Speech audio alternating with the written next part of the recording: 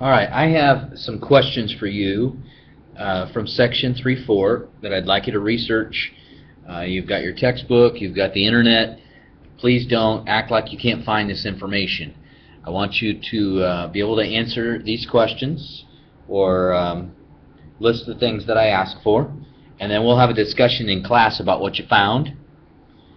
The first thing obviously that I'm asking about, this whole section is about the symmetries of the graphs. I want you to research online what is reflection symmetry. What does it mean to be reflection symmetric? That's your first task. Then once you've determined that, I'd like you to list two parent functions that have this type of symmetry, and I want you to sketch their graphs. So list two parent functions with this symmetry and sketch their graphs. Preferably from memory if you can do that, because you need to know those parent functions.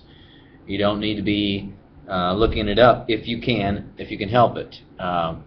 If you need to look things up on these basic parent functions, I suggest you study a little bit harder, especially as we move forward. You got your quarterly test coming next week.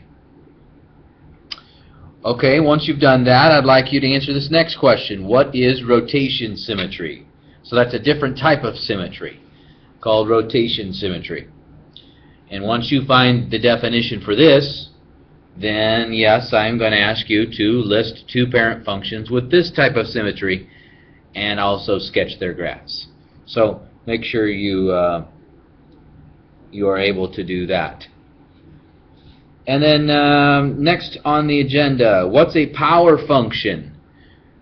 What's a power function? And there are a couple different types. There's an even function and an odd function. You need to know what those are. So find out what a power function is, an even function, and an odd function. Write those things down in your notes, and we will discuss. I know you might find a definition for these and it might look a little confusing, but we'll discuss what they mean. And then tomorrow we're going to do this. If you want to jot this down right now, and then we're going to do this example in class tomorrow. Prove that y equals the absolute value of x is symmetric to the y-axis. Okay, I know we all know the absolute value function, and I know that everybody understands that it is symmetric to the y-axis, but what does it mean when it says prove? It does not mean that I just punch in a bunch of numbers to fit the definition, because I'd have to do that for a long time. I also want to, another example that we're going to work on is proving that y equals x cubed is symmetric to the origin. Proving that y equals x cubed is symmetric to the origin. And that would involve rotation symmetry. We're going to look at another example. Is f of x equals x cubed minus x even, odd, or neither? We're going to look at the graph. If you want to do that and then try to make your own guess, you can. And then we're going to prove it, which we'll show you and discuss in class. Then just a few more questions, or a few more things you need to do.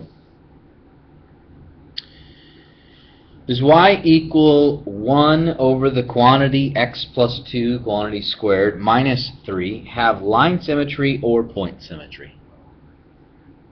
Okay, determine that, whether it has line symmetry or point symmetry. And then go one step further. Is it even, odd, or neither? Now, this you can probably, once you figure out what line symmetry and point symmetry are, and you understand the basic idea of even, odd, or neither, you could probably do this with a graphing calculator.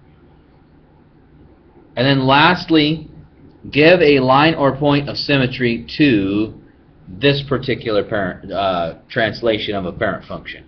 So find a line or point of symmetry, whether you think it's got point symmetry or line symmetry. Figure out which type of symmetry it has, and then give me the line or the point. Okay? And we'll answer those things in class tomorrow.